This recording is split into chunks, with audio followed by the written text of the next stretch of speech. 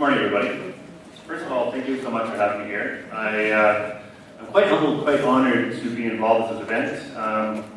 I come from, as mentioned, originally Regina, Symphony Orchestra. I am from Regina, originally from Stratford, Saskatchewan, which is a small town about 8 kilometers north of Regina.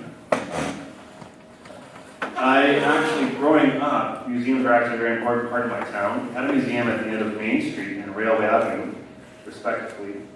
Every town seems to have a Railway Avenue and a Main Street. It was always an exciting and fun place to go. It was a place that we always looked forward to going. It was always interesting. Museums are such an amazing place because they have such a history to them and such a story and so many exciting and interesting things to learn from them. So my presentation today is going to be called The Symphony of Social Media. Basically, I'm going to be talking about the correlation between the museums and symphonies.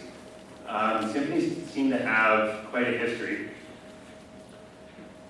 of classical music, much like museums, and there's always that struggle. How do you take that history and convey it in modern times with the digital age? And how do you get people interested? How do you keep their interest? So what we'll do is we'll get started here.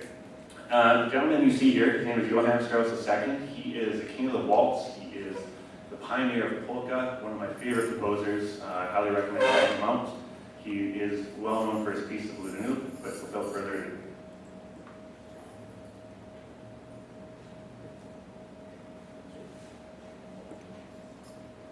So I'll give you guys a quick rundown about myself.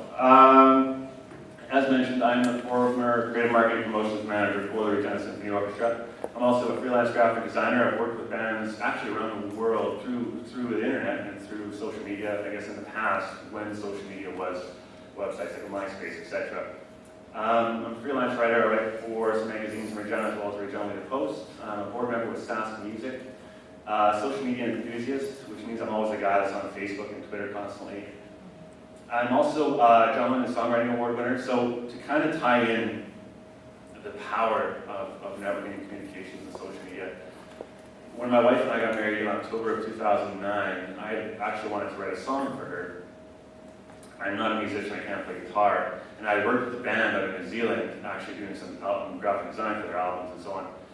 And I thought, wouldn't it be great if I could actually physically do it, just write the lyrics for a song from my wife? So I contacted the gentleman, lead singer of the band, and him and I wrote a love song for my wife. And it actually ended up, we applied for John Lennon Songwriting Award for Best Love Song. It's based out of Manhattan, New York as well. He made a professional video, I think it's up to 154,000 views on YouTube. So it just kind of goes to show you that the joys of social media are that if you want to do something, the opportunities are there. You can get your word out. You can certainly do anything you really put your mind to. I'm also a music columnist, reviewer, a polka advocate. I love polka music. I'll just know a little bit about that later on. And I've also been featured in a social media documentary out of Shaw TV, on Shaw TV in Moose Jaw called What's on Your Mind.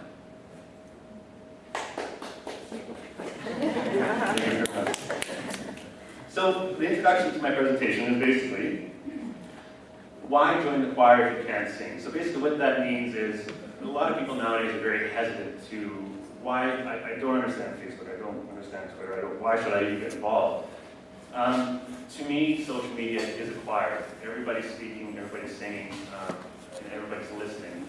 So why bother with Facebook? I don't get it. I don't understand. I don't understand, how to use it and so on. But I think when you have websites like Facebook, Twitter, LinkedIn, etc., they're the most useful, most inexpensive tools there are out there today. Actually, social media is free, really. So a lot of people hesitate to use it. There's a free tool that you have right in front of you. You can certainly take a hold of and use. So a lot of, I guess, a common thing is that a lot of people say, what happens if I don't get on Facebook? Is my museum and my organization gonna close their doors? But that's not necessarily the case. Social media, as mentioned, is a tool. So if everybody's using a tool, you all get together and you build something out of it. So the thing is that if you don't use it, you're not necessarily behind the times, but it's there, it's available, it's familiar, everybody uses it, so it's just a smart practice. Now, in referring to practices, some common social media practices are when you're using social media, you have that avenue where you can actually convey your message and get people to to listen to what you have to say. So, use it. You don't have to use it 24 hours a day, 7 days a week, but use it to your, as much as you can. Much like telephones, phone books. I'm sure when email first came out, people panicked and said that, well, I don't have time for checking my email. But nowadays, it's just a common part of your day, which I feel that social media will be one day. Learn to sing and get your voice heard. So basically what that means is that if you're worried about joining the choir because you can't sing, well then learn to sing, In the positive respect, there's other people around there that are, everybody's willing to share their information on social media, everybody's willing to help. So teach yourself, play around on Facebook, nothing is set in stone, there's no failing. I mean, it's a tried and true kind of example where you can try doing something, if it works, it works, if it doesn't, it doesn't. So I'll give you guys a few examples of the benefits of social media. Is that, for example, before I get into actually explaining the Facebook and Twitter themselves, I'd gone on Twitter. We were having some issues at my house with my roof, so I actually went on Twitter and I did a call out and I asked people, how do I do X and Y, and how do I fix this part of my house? And I actually received home repair tips from the weatherman on CTV News, which is kind of ironic and weird. But the joy of that is that there's a wealth of knowledge, and there's people that are willing to talk to you, people on social media channels that are willing to share their information with you, and you always find it in the least likely of places. Some other things as well is that when I have a general question, I said, the other day my mother's looking for Cracker Jacks, where can I buy Cracker Jacks? So I went on Twitter and I said, hey everybody, where can I buy Cracker Jacks? And I got 40 replies saying, here's 40 places you can buy them. So it's just the ability to have that place where you can go, and you can talk, and you can have questions answered, and you can get to know people that way as well. What they also do is they also have what's called tweet-ups. So basically people that use Twitter all get together and they meet face-to-face, because you start to build relationships with people and you start to get to know people via Twitter. So it's good to have that time when you can actually all get together and actually meet face-to-face and network and communicate. And as well, one of the joys of social media is that it's a front line for your organization and your business. You're basically digital customer service. So the feeling people get when they come to your location and they walk through those doors and they get greeted by that smiling face, you can actually convey that with social media. So I'll give you guys a little bit of a rundown of some of the success I've had in social media. I was featured in a social media case study at McMaster's University in Hamilton, Ontario. So how that happened was that on Twitter, when I started at the RSI, I built a relationship with the Hamilton Philharmonic Orchestra. And they actually recommended us to be part of a case study. So I had a student call and we did an interview, and she wrote a thesis on our social media, which is kind of crazy. But, the Regina Symphony Orchestra is actually voted one of the 5 nicest orchestras in the world by Orange County, California, composer Chip Michael. It was us, and I forget off the top of my head, there was 4 other orchestras around the world. A couple in the States, 1 in Canada, and 1 in Europe. So it was very nice to have that honor. Last year we were actually nominated as one of the top 10 Twitter brands in 2011 by socialpress.com. And that was alongside Pepsi, Starbucks, Red Cross, Rubbermaid, Audi, a bunch of other great organizations. One of the coolest things about that, with the top 10 Twitter brands, is that our Twitter followers, when I was at Symphony, our Twitter followers were just about 2,000 people. A lot of people are always under the general assumption that social media is a numbers game. I need you to like my page. I need people to follow us. I need 30,000 followers, or it's not going to fly. That's not the case. With the Symphony, we had 2,000, where somebody like Starbucks might have 2 million, 500,000. So it kind of goes to show that, as well as there's strength in numbers, but as well, it's that communication and that how you respond and getting people talking to them that's just as equally important. So we were also nominated for a Tourism Saskatchewan Online Marketing Award in 2012, and that was through a recommendation actually by my current employer, Regina Regional Opportunities Commission. We've done a lot of crazy things at Symphony, a lot of crazy ideas, but as mentioned, why not? Why not give it a shot? Why not try? So the program, basically, what I want to tie in is, in my head, a symphony and a museum. They share that similarity with their history, with their longevity, but as well, there's a community involved, and especially in a symphony where you can't. My success in social media with the Regina Symphony Orchestra wasn't just me at all. I may have been involved, but certainly it takes an entire orchestra to see some of these things come through and to get the word out there. And much like a symphony, where you can't just have one bassoon player stay on stage and that's your symphony. You need your bassoon players, you need your clarinet players, you need your trumpet players, and so on. So the Symphony of social media is basically a community of talented people joining together to produce beautiful noise. So noise in the sense of just getting your word out there and getting people to hear what you have to say. So I also refer to beautiful noise too because it's an amazing Neil Diamond song that actually refers to a symphony. So that's my subtle hidden tie-in. So to give you guys a rundown of the program, I guess number one is follow your passion and learn your instrument of choice. So we're going to run through all these. We'll find your sound, build your orchestra, find your set list, find your audience, build the excitement, and then we'll break down a classical piece of music involves a first, second, third, and generally fourth movement. And then maintaining the momentum, analyzing your applause, and of course the encore. So learn your instrument. That gentleman there is, some of you may know Lawrence Welk. Lawrence Welk Orchestra, an amazing man, and thanks to my grandparents, man, I enjoy it a lot. So musicians find instruments and they learn how to play them. So pretend social media is your instrument, and I say that not in just a sense of like a physical aspect. Everybody has something they're very well versed at. For me, my instrument has always been music, ironically, but that's something I'm very knowledgeable about and very excited about and very passionate about. So in the museums, or in your organization, there may be something that you're very, very interested in. Maybe you're interested in the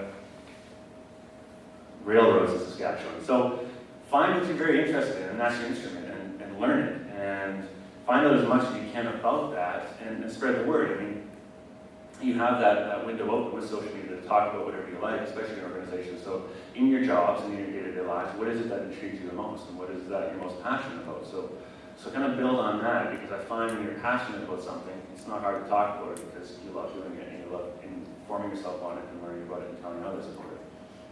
As well, you sometimes get overwhelmed with social media because with the success of Facebook and Twitter, all of a sudden there's 40 other websites to use and it gets so overwhelming. But I find with the Regina Symphony Orchestra, we didn't have a Flickr account, we didn't have a Pinterest page. We had a YouTube page, but we couldn't really technically record our own performances, so it was kind of just there to highlight upcoming concerts. But for me, my instrument was always just Facebook and Twitter, and that's what worked, and that's where the community built, and that's where I was comfortable, and those were the actual social media websites that I knew, so those are the ones that I used. I learned that instrument, and I learned how to play it. And then, as well, so what do you want to share with people? So when you have that instrument, what's the music essentially you want to play? So finding your sound. So that's the most beautiful part about social media is that there's no right or wrong way to use it. It's trial and error.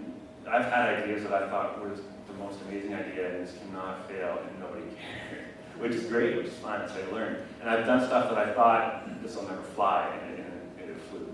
So the joy of social media is that you have this tool that you can use any way you want, and you can figure out the best way that you want to use it, and you can use it and get really good at it. So, and a lot of things to do with an instrument, practice, as mentioned.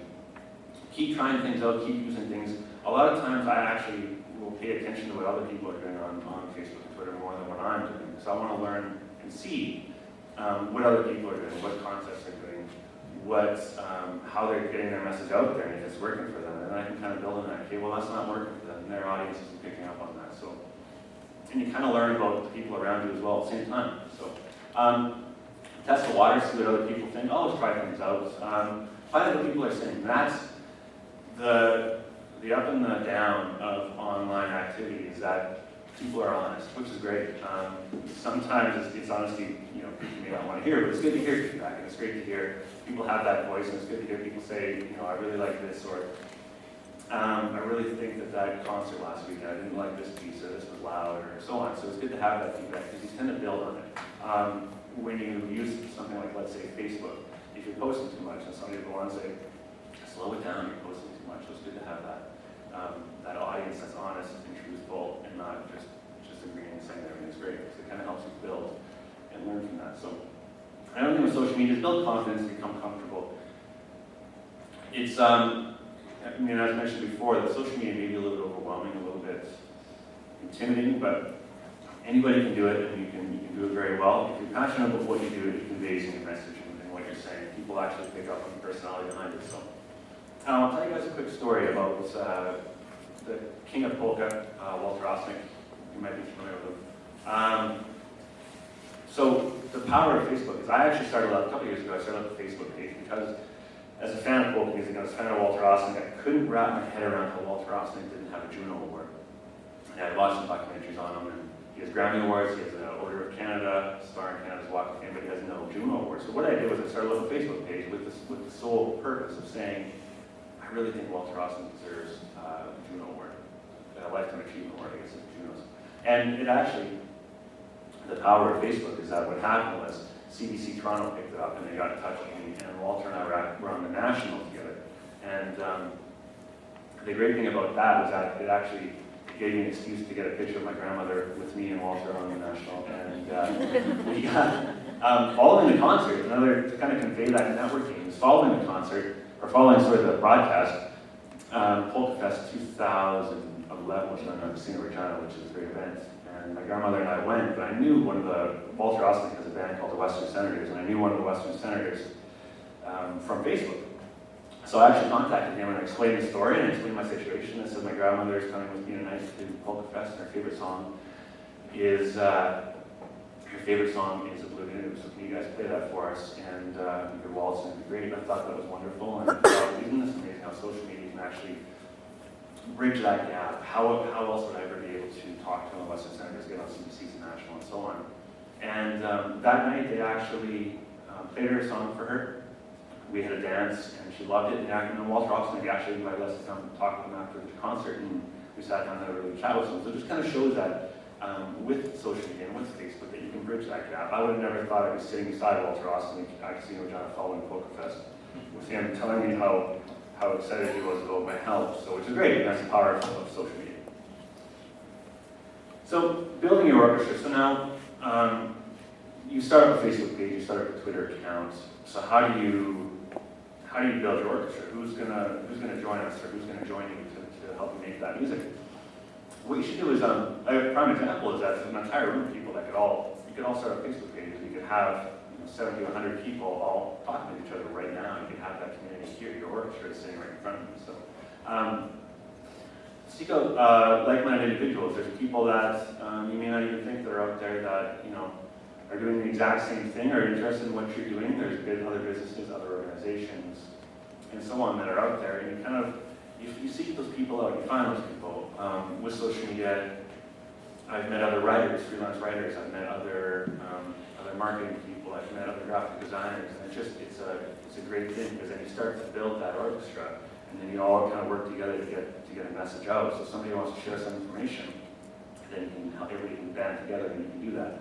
So the best thing to do when everybody gets together and have your orchestra built is to kind of, you should actually meet up with people and get to know people. I've gone for many coffees and lunches and stuff with people just to talk and get advice and find out how they do things and why they're doing things they're doing, and helping them spread the word about what they're doing, so which is great. Work together, because we're all in this together. We're all kind of going for the same goal. You all obviously want people to know what you have to offer, and you want people to visit you and to come to your establishment. So it's for the greater good that we all just kind of join together. That's actually the Glendale Orchestra as well as another great group, but it's a great orchestra. Another thing too is I like to talk about just finding that orchestra. When I started the Regina Symphony Orchestra, we didn't have a working relationship with the Mackenzie Art Gallery, which I thought was absolutely crazy, because the Mackenzie Art Gallery is not only an amazing place to go to visit, and it's not only important to the culture and the city of Regina, but art and music, to me, art and music kind of go hand in hand. So the Mackenzie Art Gallery, what I found was my boss actually one day had asked me to grab some programs from a concert. So I grabbed some concert programs, and there was a handful of programs, and they all looked exactly the same. And I didn't know which concert was which programs. I had to flip through and find them, and I thought, in the realm of music, with the popularity of collecting vinyl, why don't we get Mackenzie Art Gallery art featured on the front of the RSO concert programs? Number one, get great exposure from Mackenzie, they can get their message out there as well. People see the amazing art that is in Regina and that is displayed in Regina. And we could work together to have this accomplished, and it'd be a collector's item. So at the end of a symphony concert, we're not throwing 2,000 programs in a recycling bin. People are actually collecting them, and it's a tangible item that they look and they enjoy and they read. So it worked out really great, actually. We had an entire season of collector's edition programs, and every piece of artwork tied into either the music or the concert itself, so it was a great thing to have. So planning your set list. So basically, a set list in music is a list of songs that a band or orchestra are going to play, so they kind of know beforehand, here's the order things go. So for every musician, they compile it. They want to focus on a lot of set lists. When you go to a live concert, a lot of musicians want to focus on, number one, past successes, music that they played in the past that people have loved and enjoyed. They want to share new stuff, the most important material with you, and they always want to play to their audience. So who is your audience? So I guess the thing with social media is to find out who is your audience and what do they want to hear. What I mean by that is you start posting about, let's say you start talking about bias, it's kind of a random thing, but people, and you get a huge response from it, then kind of take that and analyze the fact that people are really responding to when I'm talking about, this specific topic. So kind of realize that that's your audience is specifically enjoying that, so kind of use that to your advantage. So if you ever hear of information from other museums, other organizations that are relevant to that, share that with your audience, because that's what they enjoy hearing. So what other set lists have you heard? What did you think of them? So basically what that means is, what are other people saying? I mean, as I mentioned previously, is really pay attention to everybody around you. What are they saying? And because you can kind of pick up on what their audience is doing as well, and hopefully you can appeal to their audience, which just works out best for everybody in the end. So always be organized, always have informative content. Organization is kind of a weird thing with social media, because I never sat down and said, Monday afternoons I'm going to have a contest every Monday. Friday nights I'm going to have trivia, and I'm going to share random facts every Tuesday at 2:30. Never really did that, but be organized and always be prepared. Always make sure that you have something to discuss, but if you don't have anything to discuss, don't feel like I need to post something on Facebook. It's been a day, I haven't said anything. Don't ever feel like that, because you should honestly just approach it, use them, use these tools when you feel it is necessary. So be creative. That's one thing that was the greatest part about working with the Regina Symphony Orchestra, is that when I started there, I kind of sat down on my first day, and I sat down and I checked out the Facebook and their Twitter pages and stuff, and it was quiet. And I was nervous, because how do I promote a symphony? What rules, what am I allowed to say, what am I not allowed to say?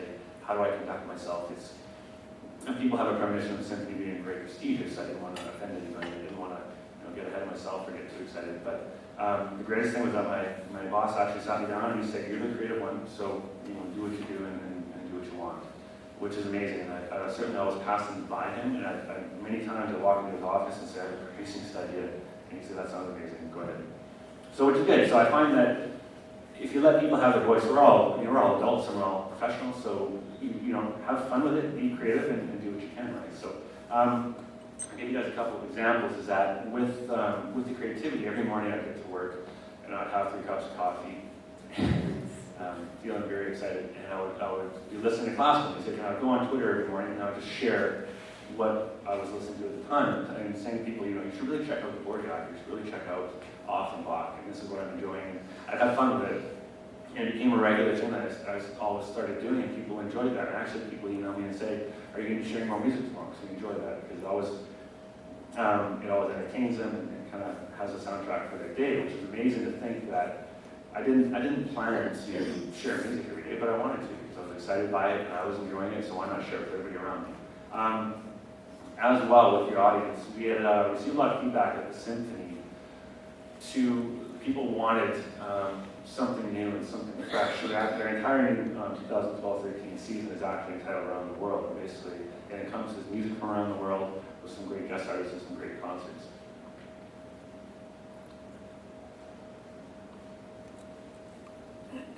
So another thing is to prepare for the concert. So you have a concert coming up. How do you, and I guess in this scenario, you have an exhibit coming up. How do you prepare for it? How do you plan it? So what you would do, in the sense of an actual orchestra, is you rehearse and review. Put stuff out there, test things out, talk amongst people, ask people for their opinion, try things out on a smaller scale, and keep, keep getting people's interest and seeing what works and what doesn't. Review things, come back to things you've done in the past and see if it still works. So the best opportunity for any last minute changes and revisions before a major concert. So before you actually post anything, I always highly suggest, much like sending an email, always review, just do a quick spell check things out, make sure everything's okay. It goes a long way. So you want to build the excitement. You want to get the crowd to draw attention to your performance. You want to build excitement about what you guys are offering, because obviously everyone is in a profession or working in a field that they are passionate about or that they enjoy. So you're obviously doing what you do every day because you love doing it for the most part. So I think it's good to convey that message. Why not tell people about why it is so amazing to do what you do and why they should come witness what you witness every day. And explain as well why this is a place that everybody needs to be. So why should people take time out of the day and come? But if you can convey that message that this is an amazing place to be, and show people, and when 45 other people are excited about it, then 20 more people get excited about it. So that's the thing about social media. When there's activity and when people are talking about something, it just builds momentum and it kind of snowballs in the best way possible.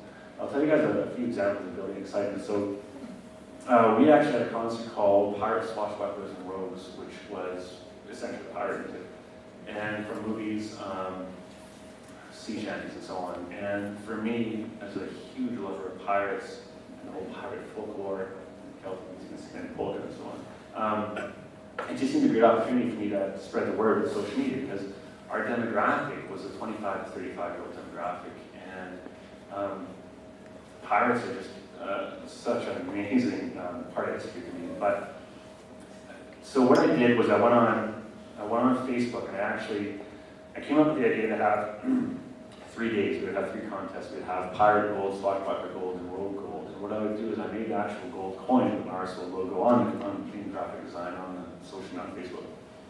And I hit them, and I'd give people clues, and they had to go find this gold, and they had to tag themselves in the gold, and they actually win free tickets to the concert. But it tied in the pirates, for example, or swashbucklers, I guess. The Globe Theatre was was playing Robin Hood, ironically, so they would hide gold. Or for the actual pirate, I'm Facebook friends with Blackberry the pirate. I don't know how that happened, but I am. And so I had hits on there as well. I tried getting John Gormley to be the rogue, but it didn't work out as well. But they're very nice people to work with, but it just timing-wise didn't work out. So, and what I did as well is leading up to the concert, when I went on Twitter, I always find that when people would retweet things or share our information, they would always, I'd always say thank you, and not because I felt like I had to, but because my mother would be upset if I didn't reply.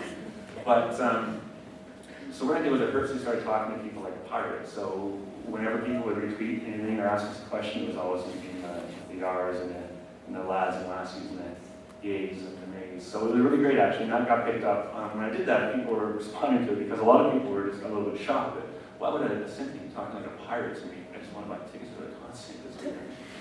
But a friend of mine, he does marketing presentations, and he actually uses those some screenshots of the pirate conversations. Plus, it was fun, and it was something that I got to do. I got to talk to the pirate work, so it was very fun. Another thing I'll mention about building momentum is when I first started at the Symphony, our first concert was Video Games Live. And what that is it basically encompasses video game music. It's a whole production of an entire band, music, lights, giant screens. It's a huge thing that goes around the country, and they play video games music with that local orchestra. So what I did was, Video Games Live was coming to Regina, and sales were a little bit low. So I didn't. How am I going to promote? Why aren't 15-year-old kids buying these tickets to the Symphony concert that plays video games? It just makes sense to me, right? So what I did was, I realized that if you have just three young guys, you may not have $90 to come to the Symphony. So I said to my boss, if I can increase the Facebook fan base, can we drop ticket prices? He agreed to that. So what we did was, if we reached we had about 500 Facebook fans at the time. Now, if we got up to over 2,500 in a specific period of time, so 3 days, let's say, if we got up over 2,500 Facebook followers, we would actually drop all tickets at $10 for 3 hours, pick up in the office only. So I tried it out, I thought this is the most bizarre idea, and it actually worked out good. It sold out. We got over 2,500 new Facebook followers, so that's a much huger audience as well. I personally sold over 300 tickets to people that were very excited because there'd be mothers would come in with 4 children and so on, and all these young people would come. And it built our Facebook page in the sense of we had that younger audience now, and they were listening. We had them interested in the symphony because if the symphony can do crazy ideas, maybe they're not so old-fashioned. So which has actually worked out great. This gentleman here is a Hungarian composer, Franz Liszt, famous for the Hungarian Rhapsody No. 2, which is pricing Bugs Bunny play. We had a concert called Happy 200th Liszt, which basically highlighted his 200th birthday. So I started thinking, how do I promote Franz Liszt? What would interest somebody in the music of Franz Liszt? And so I did a lot of research, and I found out that Franz Liszt actually was so unbelievably popular back in his day, so revered, that there was what's called Listomania. And this is pretty much pre-Beatlesmania, so he was the originator of the fanfare. And Listomania basically entitled, people would steal his cigar butts, they would pass out when they saw him, they would steal hair off his clothing if they could. And Listomania basically, in the 1800s, when people would actually see Franz Liszt and pass out, they didn't know how to explain it. It wasn't like Beatlesmania is today. And other musicians today, but so they actually considered it back in those days. They considered it a medical condition. So if you had listened to me, something was mentally wrong with you. So it was kind of a cool hook to convey to people that this is really cool. That this guy, this composer, literally makes people go crazy. So getting into the actual symphony itself, an actual classical piece. The first movement of any classical piece is basically your introduction. So much like